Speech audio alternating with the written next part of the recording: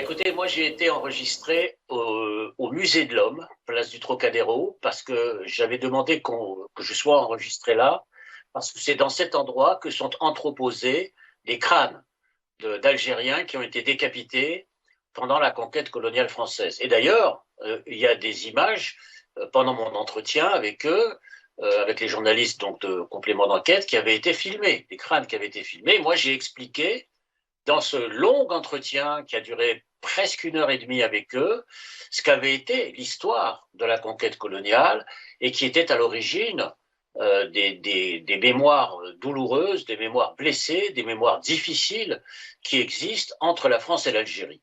En fait, lorsqu'ils m'ont demandé d'être interrogé, c'était pour parler des rapports difficiles de mémoire entre la France et l'Algérie. C'était sur cette question-là que j'ai accepté et que j'ai proposé qu'on aille au Musée de l'Homme, où sont déposés par conséquent ces crânes. Et donc j'ai été extrêmement surpris, à mon retour d'Algérie d'ailleurs, puisque j'étais en Algérie la semaine dernière, de voir qu'en fait ils avaient gardé quelques secondes seulement de ce très long entretien, 2 phrases en tout et pour tout, de tout ce que j'avais pu enregistrer avec eux et qui n'avait aucun rapport avec ce que j'avais dit. Ce genre de procédé affaiblit le débat démocratique, y compris, j'ajouterais même de l'opposition démocratique en Algérie, parce que présenter des influenceurs comme des opposants, alors que ce sont souvent des gens malheureusement qui insultent, hein, y compris le président de la République algérienne,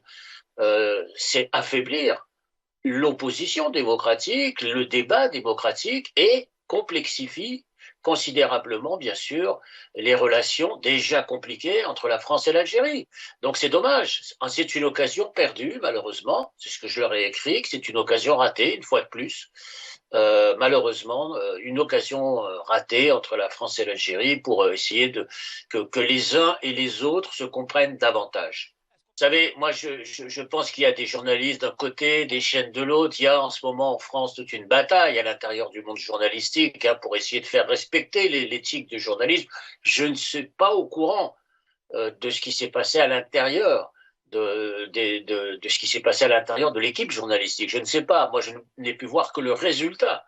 Disons le résultat de cette émission qui fait la part belle, malheureusement, disons, aux influenceurs au détriment du travail historique sérieux qui aurait dû être le cas.